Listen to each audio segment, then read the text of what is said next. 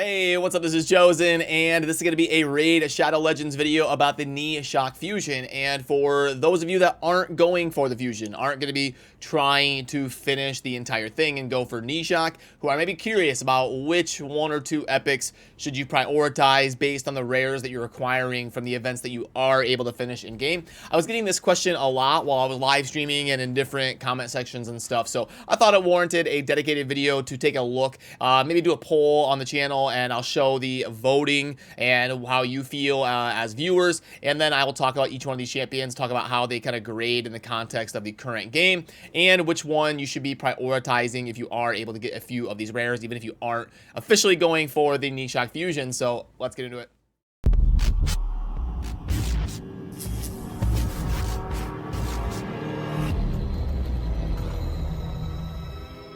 Alrighty, so first off out the gate, let's talk about each one of these epics really quickly before we get you the context on the polling and the voting and all of that. We've got Ishma from the Night Revenant.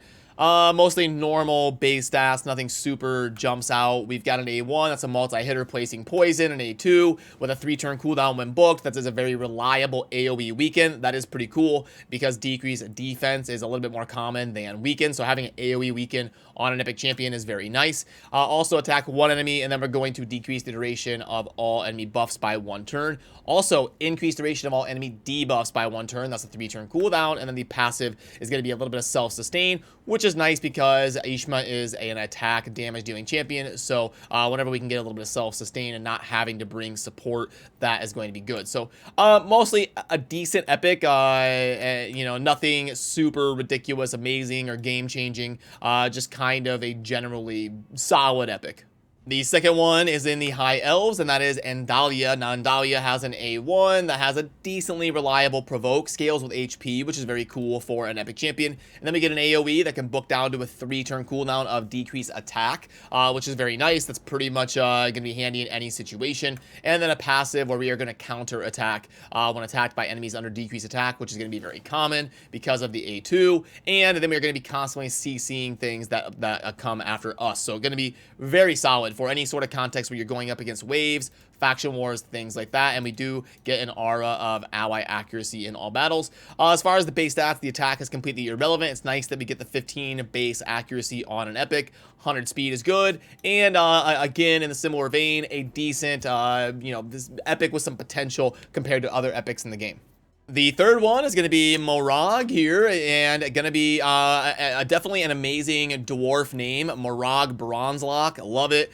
Fits with dwarven lore for sure. We got an A1. Champion going to be scaling with defense, so we've had attack, HP, and defense here from the different epics. Going to attack one enemy multiple times, and we're going to ignore shield. I mean, at least it's a multi-hitter. Then we have an AoE 3-turn cooldown when booked, and it's going to place a strengthen on all allies for 2 turns. And just like weaken, strengthen is even a little bit more rare than weaken, so very nice to get that here from a champion on the A2. And then we're going to be doing an ally joint attack, team up with 2 random allies to attack a single enemy, and the allies joining the attack will always use their default skills, and we're going to grant an extra turn if killed. Now, I've been doing a lot of builds around Bommel and the Knee Shock, using the ally attack abilities to bring in a Knee Shock to place poisons with those A1s, and Murag Bronze Cloak could technically be someone to slot into that team. It just wouldn't be near as reliable because it's not a full team. It's just 2 random allies, and then also a passive going to counterattack when hit. Kind of a similar mechanic here with the last 2 epics where we're getting some counterattacks based on things that they themselves place. So very similar in how they function, but this one going to be strengthened instead of weakened.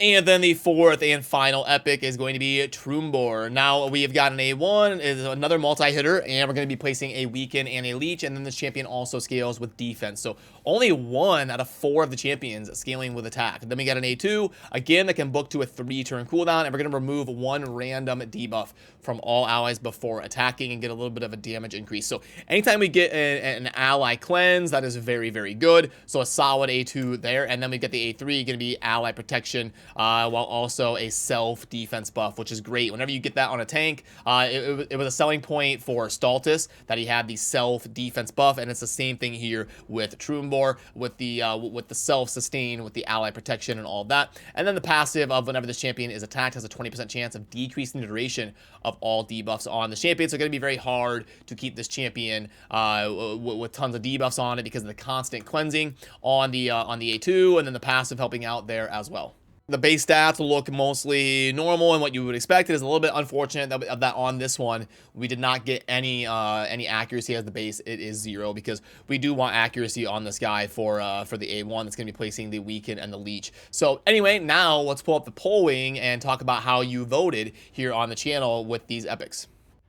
And the poll is going to show them in the same order. They're left to right here, and the poll is going to show them in that order is kind of the way that I put them on the poll. So let's go ahead and pull that up. And it looks like we have got the winner so far with a couple thousand votes is very solidly Murag, the bronze lock dwarf, coming in with almost half the vote, which is very good when a poll has 4 options. Now, it looks like these two are definitely going to be 3 and 4 on the polling, and then Murag and Trumbor are going to be the clear-cut winners of 1 and 2. So if you're in a position where you're going to be going for 2 epics, it looks like the tanky orc and then that dwarf doing the AoE strengthen and stuff for the whole team is going to be the choice, at least from the viewers.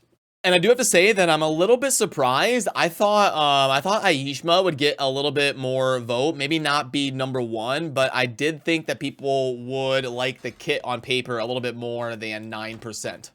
And that was mostly because of the A3 right here, where we get 2 different manipulations. We get decreased duration of enemy buffs by 1 turn and increased duration of enemy debuffs by 1 turn. And usually people really like abilities like that, where you can affect the duration of things in your favor. So I did think that was a pretty cool ability for an epic. Full disclosure, I don't think any of these epics are super game busting. I don't see like a seer or a man-eater or a demetha or anything that's going to be super specialized and really change how your account is going to be functioning. These are mostly just early game, mid game progression epics, and all of them are kind of decent in my opinion. I don't see an absolute trash can or an absolute legend, so in either direction it's mostly just kind of all of them in the same vein. So hopefully that helps shed some light on these 4 epics that are up for grabs and how people are feeling about them in the community. And the reason I did this video was because if you see the polling I did over here with over 5,000 votes, asking if you are going to be prioritizing trying hard, going for the Nishok Vermin Lord Fusion, it was basically, it was half and half. It was like 60-40. So a lot of my viewers are not really interested in going for the Fusion, and a lot of them are. So I thought it would be important to cover both sides of that coin, and I've done a lot of stuff diving into Nishok and how to use him as a champion and the different builds that he can excel in. But for the 40% of you out there that are not going to be going for the Fusion, I wanted to talk about the epics as well, so that you could maybe get some clarity on which ones you should be prioritizing for your account, even if you're not going for the Fusion. So that will do it for me on this one. And as always, remember to subscribe on your way out if you enjoy daily Raid Shadow Legends content. I appreciate you. Thanks. Have a good rest of your day. Peace.